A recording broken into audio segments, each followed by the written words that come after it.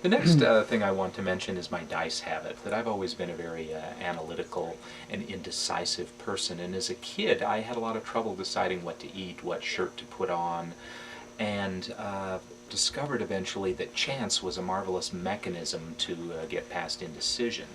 I have no superstitious beliefs about chance. This is pure efficiency for me. There's no I Ching or astrology kind of belief behind it.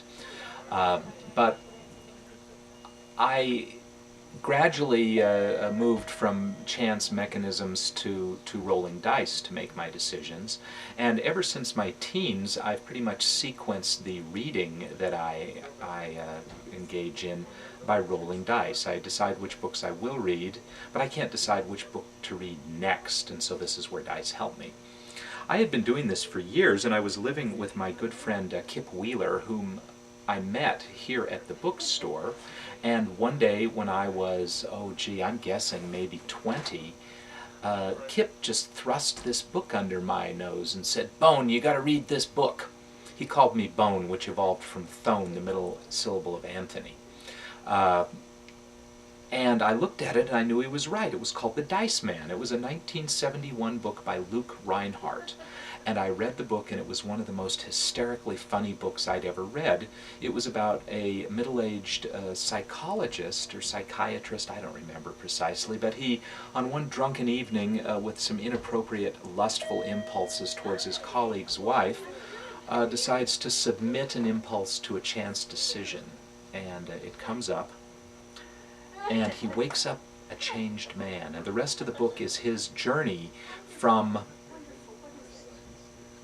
ordinary middle-aged guy with a family and a job to the man of pure chance, where he subjects his life to increasingly risky and diverse decisions that he makes by chance. And of course his life just turns to shit. He loses his marriage, he loses his job, his reputation goes to hell, but it's a hysterically funny book.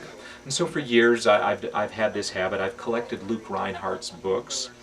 And one day, after locating one of his books in a upstate New York book dealer's shop, the woman who was selling this book to me just said offhandedly, "Oh, the author shops in my store."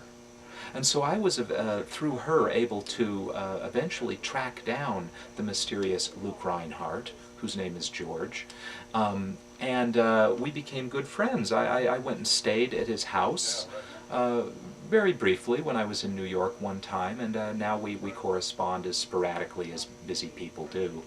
But it was very much exciting to meet Luke Reinhardt. I was a little disturbed that he didn't carry dice, and I found out that I actually roll dice more often than he does, although he's written now 6 or 7 books on dice living.